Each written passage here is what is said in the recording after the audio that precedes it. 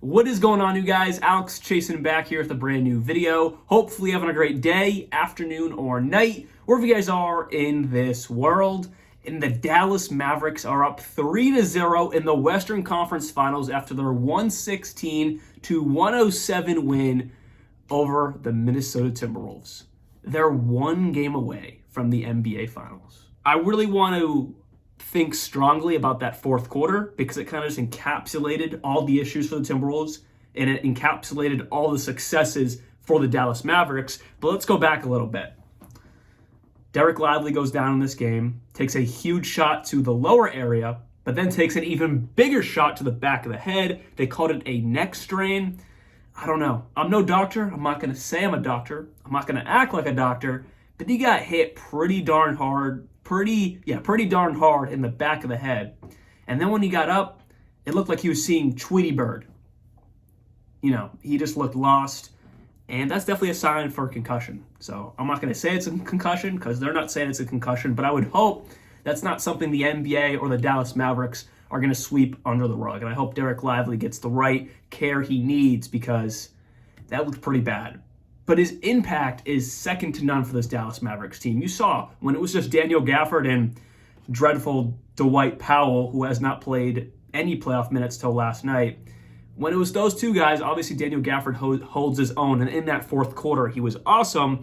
But mostly throughout that game when Lively went down, and then it had to be Powell and Gafford, the Timberwolves finally did something they were not really able to do. And that was Anthony Edwards driving to the rim, making great buckets, huge dunk, and some nice layups at the bucket, getting to the line. It was something they were not really able to do throughout this series because Gafford and Lively were like, no, this ain't happening. This is our paint, and we're protecting it. But last night when Lively went down, and Gafford is not nearly the same rim protector as Lively is, they were able to get to the bucket. And they made this game close, to the point where Anthony Edwards went on an 8-0 run, starting off with that massive dunk that sent the world into a frenzy.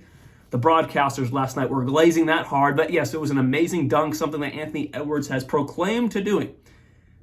Putting some guys, into the grave with some dunks there. But yeah, that was a great dunk, pushing the Timberwolves onto an 8-0 run, making that a very, very tight game near the end of the third quarter. But then after that, even though the Timberwolves got the lead again, it never really seemed like they were going to win that game because they took the lead a couple times in that fourth quarter, obviously in that third quarter as well.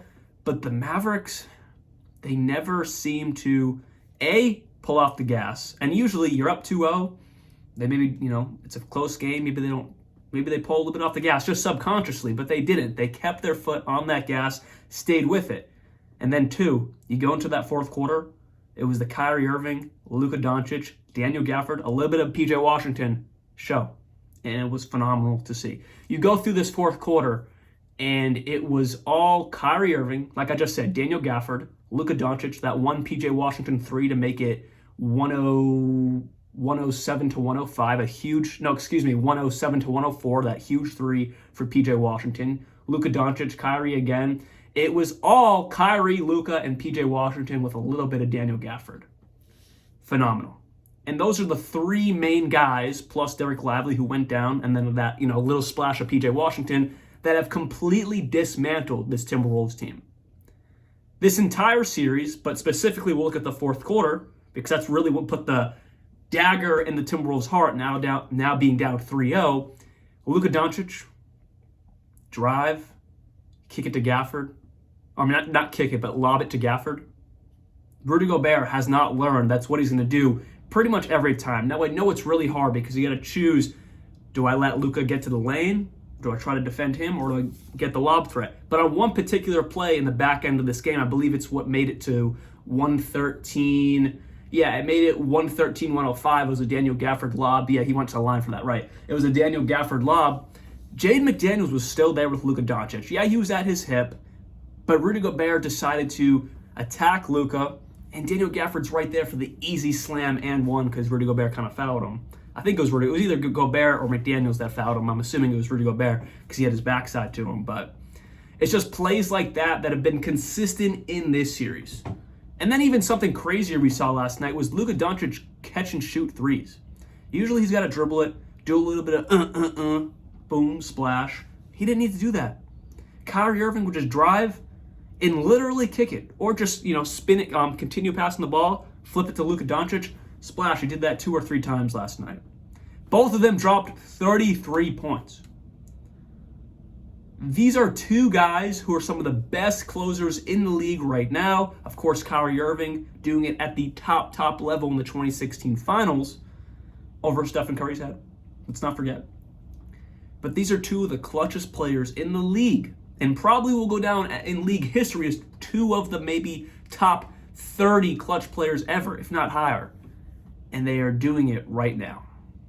There was not one moment in that fourth quarter where I thought they're going to lose this game. The Timberwolves were up 92-89 at one point, but the way you saw Kyrie Irving make effortless buckets, he would just put Karl-Anthony Towns in the blender, get to the rack. Continuously in this series, Kyrie Irving can get past Karl-Anthony Towns, Rudy Gobert. For some reason, Rudy Gobert continuously gets pulled out to the three-point line and gets himself put onto a blender spin cycle by Luka and or Kyrie.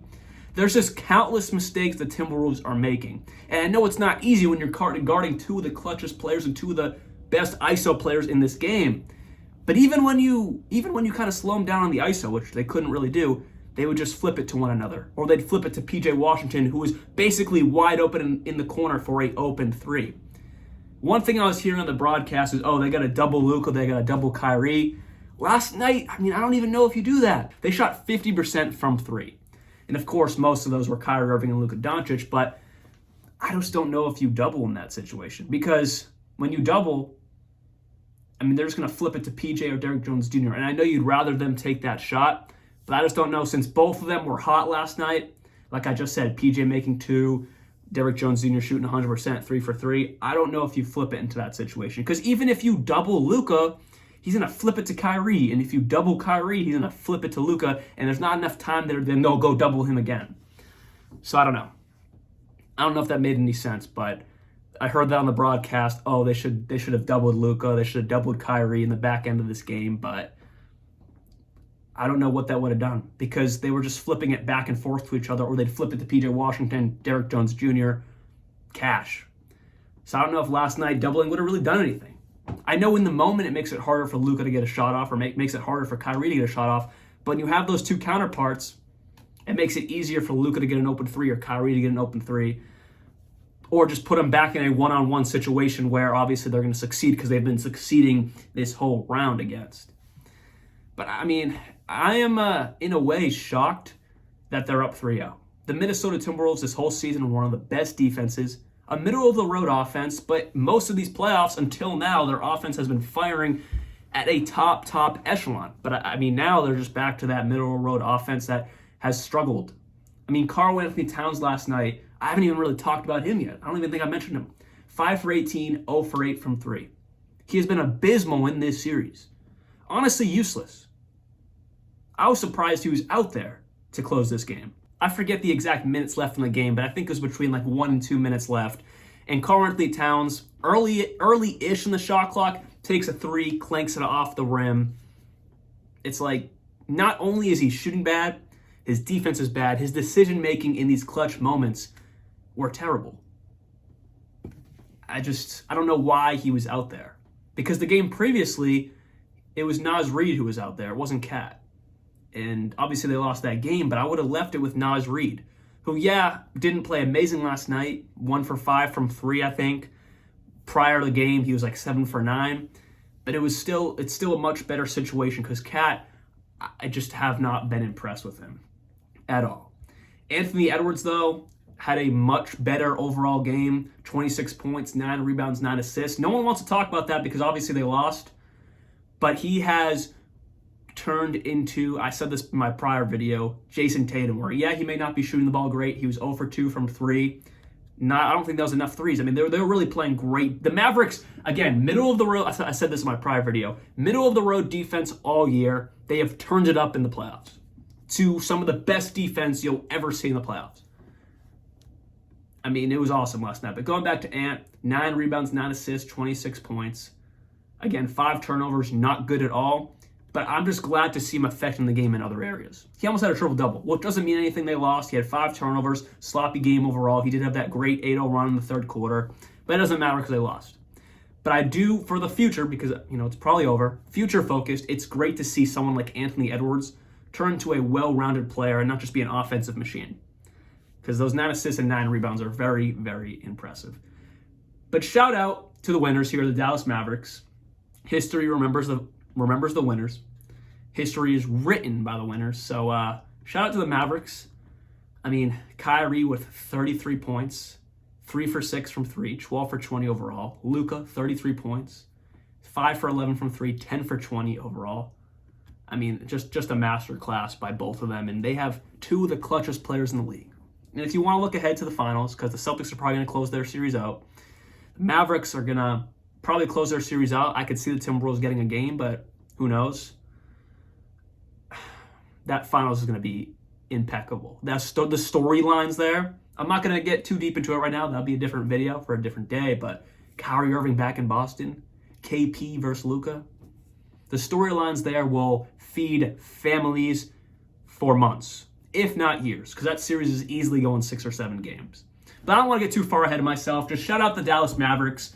They're surprising me, not to the point where my head's exploding, because they made it to the Western Conference Finals. I thought they were going to make it to the Western Conference Finals, but it's the fact they're just dismantling one of the greatest teams we've seen in the playoffs and in the regular season this year. There's something to be said to that. So shout out Jason Kidd, who I didn't even talk about today, but he is the one that's installing this into this team. Obviously, they have Luka and Kyrie, who are self runners, but overall, the schemes that are going down on the court, that's Jason Kidd. So shout out to him, because he's had a little bit of a rough road in his coaching days, especially early on. But he's fixing that now and over the past few years with this amazing, amazing team. So hopefully you guys did enjoy this video. I'll see y'all very soon. And like always, peace out.